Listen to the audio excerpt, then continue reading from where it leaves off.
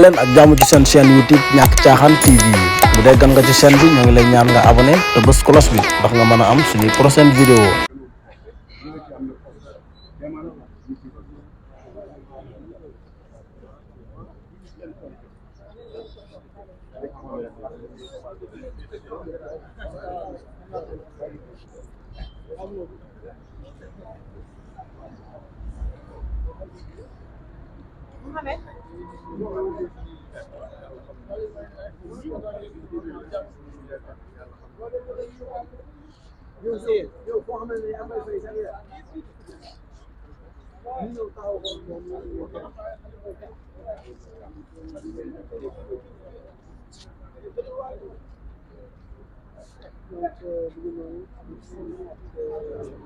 C'est un ordre.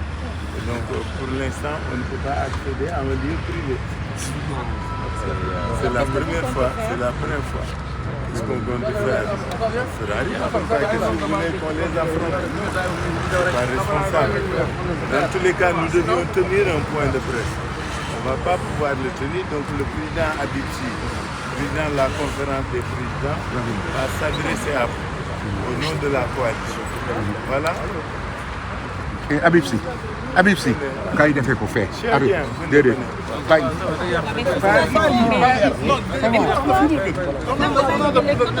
mais dañ leen di envoyé ay grenades yéen xamu leen ñi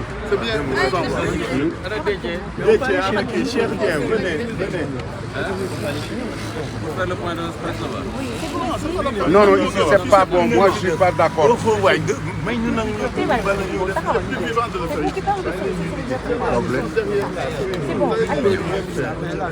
Alors, moi j'ai dit, puisqu'il été les voir comme ce matin, de revoir le capitaine, on lui a dit, il a reçu l'ordre de ne pas nous laisser accéder. J'ai dit, cet ordre provient de qui? Il dit, il ne faut pas nous dire cet ordre. J'ai dit, il n'est pas levé, il me dit non. On ne peut pas accéder, il dit non.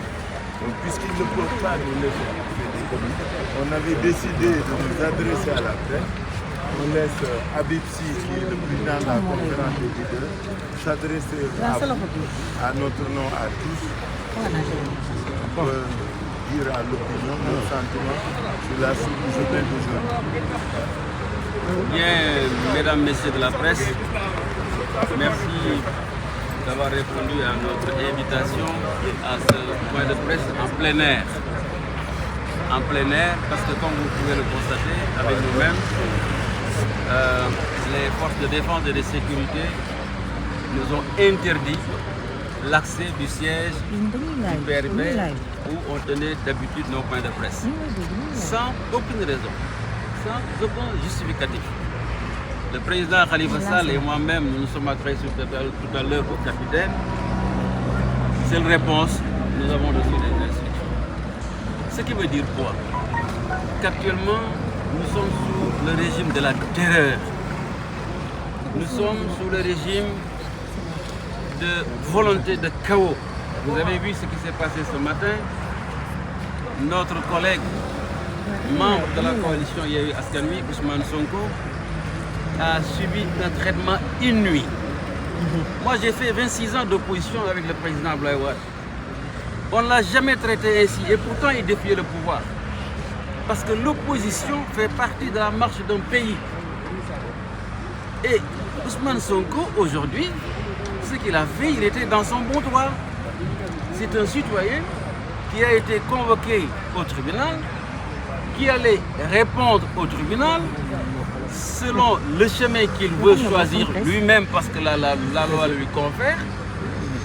Ce qui était important, c'est que tout simplement, il soit à l'heure. Mais vous avez vu qu'il a été cueilli de façon manimilitaire, blessé. Et son avocat, qui aujourd'hui est dans une situation critique. Comment vous appelez ça? C'est une honte. C'est-à-dire que le Sénégal, qui était un îlot de démocratie dans l'Afrique et particulièrement en Afrique de l'Ouest, est en train de tomber, est en train d'aller le plus bas possible du fait tout simplement de la volonté de Macky Sall. Vous savez, ce qu'il est en train de faire, c'est comme si, de façon volontaire, il voulait créer le chaos dans ce pays, pour des raisons importantes pour lui. D'abord parce qu'il sait qu'il ne sera pas candidat à l'élection présidentielle. Ensuite, il sait que même s'il présente quelqu'un d'autre de son parti, il sera battu à plaque dure. Et il sait que quand ils perdront le pouvoir, ils vont rendre compte. Et pour ne pas arriver à cela, il dit « je sème le chaos » pour pouvoir trouver une porte. Mais comme l'a dit toujours et le dit répète souvent Cheikh Tidiane Youm, il passera par la souricière. Je crois que nous sommes aujourd'hui à un moment extrêmement grave. C'est l'une des pages les plus sombres de l'histoire politique du Sénégal. Et nous lançons un appel à vous, la presse, à la communauté nationale, à la communauté internationale, pour qu'ils comprennent et qu'ils dénoncent de façon vigoureuse ce qui aujourd'hui se passe au Sénégal et ce qui se trame. Et je crois que ce n'est pas quelque chose bien pour notre pays, ce n'est pas bon pour l'Afrique et ce n'est pas bon aussi pour la démocratie. En tout cas, Yewwi Askan Wi est toujours là et continuera à soutenir de façon ferme notre camarade Ousmane Sonko. Il se trompe en croyant qu'il combat Yewwi Askan Wi ou bien combat Ousmane Sonko.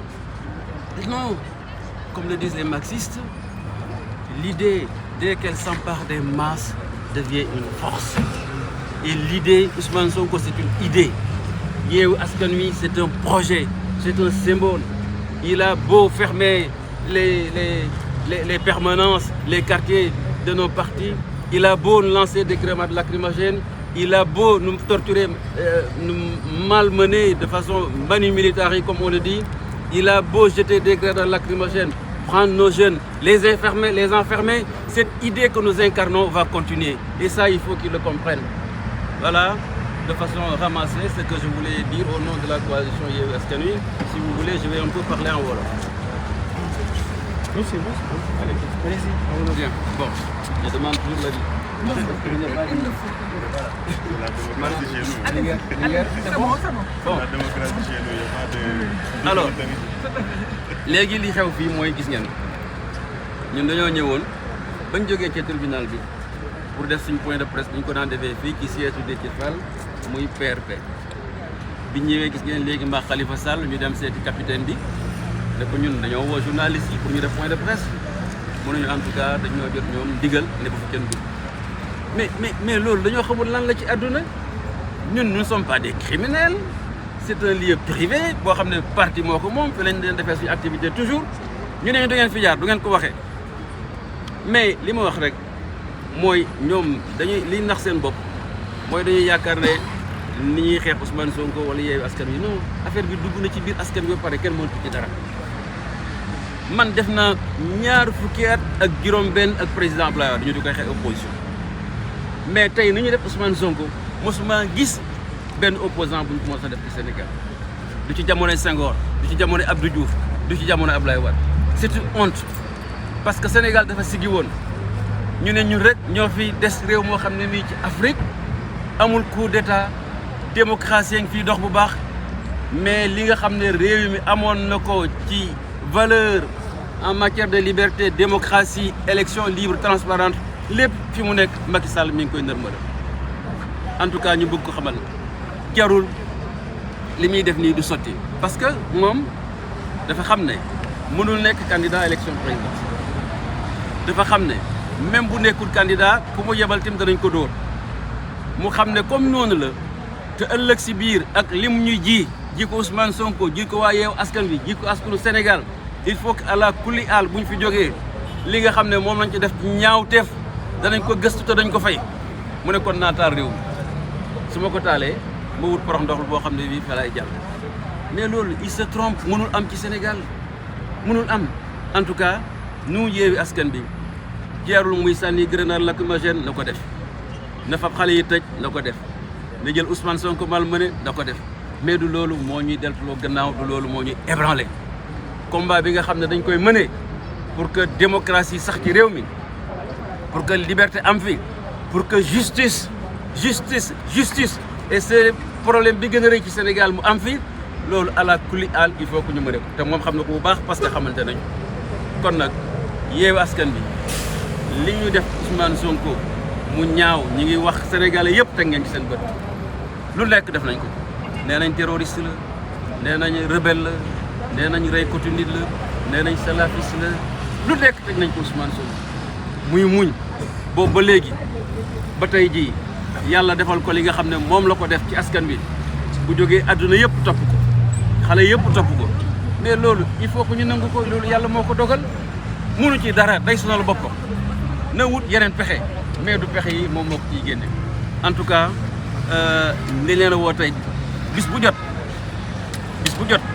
comme nii la ñuy doxalee ñu dañ leen woo point de presse xool ba xam ñoom nan la ñuy def parce que mënuñu ko tere quand même bu jaree ñu def ko ci mbedd mi danañ ko def ci mbedd mi mooy droit bi nga xam ne bi gën a élémentaire bu opposant war a def mais léegi lii gis ngeen ko Sénégal yéen a gis de ñu ne ñun bu ñuy wax ak askan wi point de presse dañ ko defee ci yaay yi est-ce que yéen loolu sax journaliste yi da ngeen toog di ko seetaan c'est injuste il faut que loolu ñëpp dénoncer ko li ñu def Ousmane Sonko il faut que ñëpp dénoncer ko parce que Ousmane Sonko citoyen boo xam ne dañ ko woo pour mu dem wuy ji bañul wuy ji mais yoon muy dem pour jaar wuy ji kenn du ko dicté bu ko neexee dem ba Yoff mu ñeeku dem mais l'essentiel heure bi nga xam ne moom nañ ko woo na ko fekk tribunal loolu kay saa waay ñu ne ko loolu doo ko fi def daldi ko mbankaan dugal ko seen fourgonnette yooyu xamuñ nuñ ko def kii nga xam ne mooy avocat bi maître Ciré Ly ñi ngi wax mi ngi ci diggante dund ak dee et cetera loolu Sénégal rek la xew Macky Sall yàq na démocratie Sénégal Macky Sall yàq na turu Sénégal waroon na rus fi mu jaar yëpp les ko opposants li mu daj ñu ñëw ba fii muy def opposition yi di leen traité de façon bi en tout cas ñun daal ngeen xam ne fa ñu nekkoon jógewuñ fa incha allah bis bu jot bu ko jaree dañ leen woo point de presse ngeen ñëw ñu waxtaan ñu xool nag réew mi moom moo ko moom wala askan wi moo ko moom jërë ngeen. leen ak jàmm ci seen chaîne YouTube Ñàkk Caaxaan TV bu dee gan nga ci chaîne bi ñoo ngi lay ñaan nga abonné te bës cloche bi ndax nga mën a am suñuy prochaine vidéo